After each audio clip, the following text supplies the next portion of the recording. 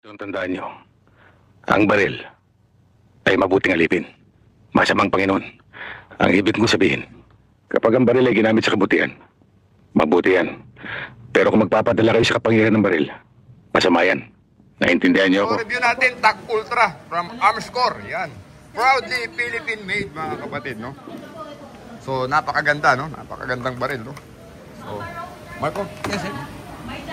So, verify natin yung target board kung may tama doon, no?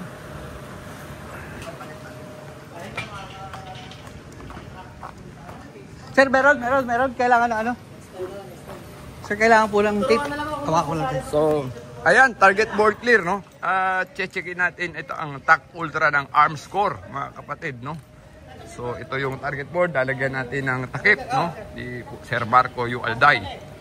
So, nasa Scooby Prime range tayo. At tayo ay nag-ensayo, no? At may laban yata ang Marco U. Alday ng NCR bukas, no? Yes, sir. So, ang featured pistol natin again ay ang TAC Ultra ng Armscore.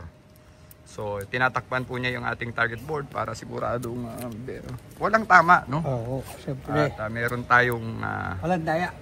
walang daya, sabi nga nila. So, One Gun Pilipinas, NCR, kasama ang ating chapter leader Marco U. Alday. At feature pistol again, TAC Ultra ng Armscore, no? Yes, Proudly Philippine made. Target board So, clear. target board clear, no? Target board clear. So, ito po yung TAC Ultra, no? Makikita ninyo, ito ay railed, long dust na po yan, no? Kung pag sinabi natin long dust po yan, yung ating slide ay parehas na ng receiver. So we expect less recoil. Ito po ay naka LPA rear sight, no? So mga mahilig po ng 1911 na parang ano na po, 2011, ito po ang ilalim nito ay metal, no? At adjustable rear, naka G10 grips, naka magwell, skeletal hammer, LPA adjustable, fiber optic front, ano pa ba? Wala, dito na lahat, no? Nakita po ninyo yung ating beaver tail, no? Naka memory groove. So, yan. Tingnan natin. Pero standard barrel, pero tingnan natin yung accuracy, no? So, meron tayong rounder na magazine, no? At let us check kung kaya natin itong ipatama katulad ng ginagawa natin na from the holster ay binibira natin yung Yes, sir. ulo ng target. Ready, up, Hit! tinamaan ba? Ganda. So yan, no? From the holster, no? From the holster, ang TAC Ultra ng Armscore. Congratulations po, no? Sa ating Armscore. Proudly Philippine made, mga kapatid. Pilipinas po ang gumawa ng TAC Ultra, no? So sorry, naglag ko yung bala. So ay akala ko walang pumakyat, may sumampa palang bala, no? So ganyan kaganda po ang TAC Ultra.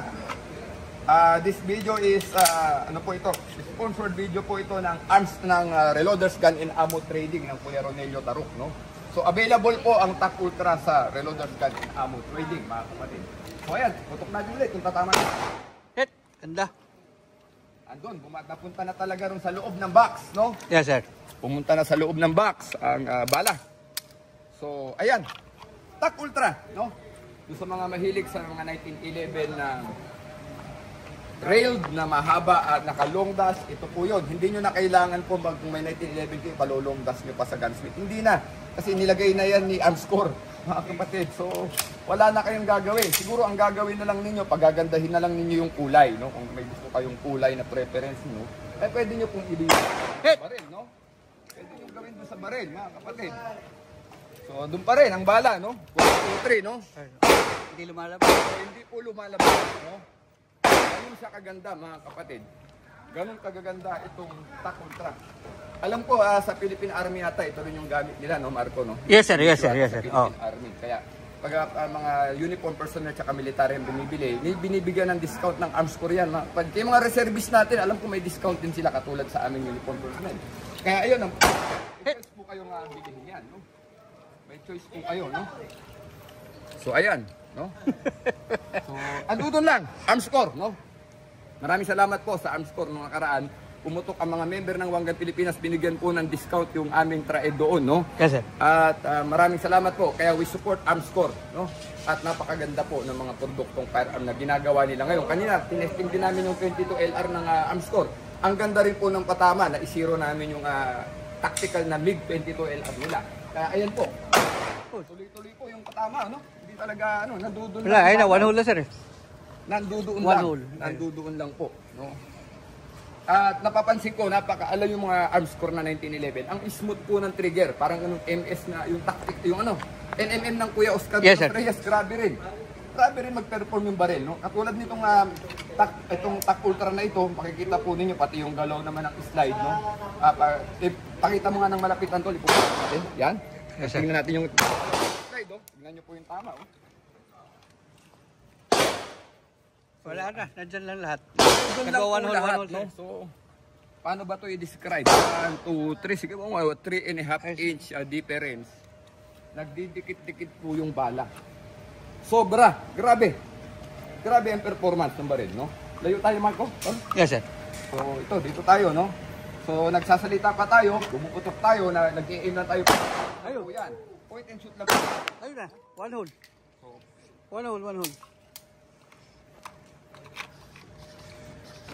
Ayun So, andun lang talaga yung bala, oh. No? Ganda. No? So, nandudun lang yung bala. So, tingnan nga natin. Dapat tamaan natin yung zombie, tsaka tamaan natin yung cap, no? Yes, sir. Bukan natin, matatamaan natin parehas yan, pati yung zombie, pati yung cap. Tinamaan na yung zombie, pero yung cap hindi, no? So, tingnan natin. Tinamaan, parehas. Tinamaan yung zombie, tinamaan yung cap.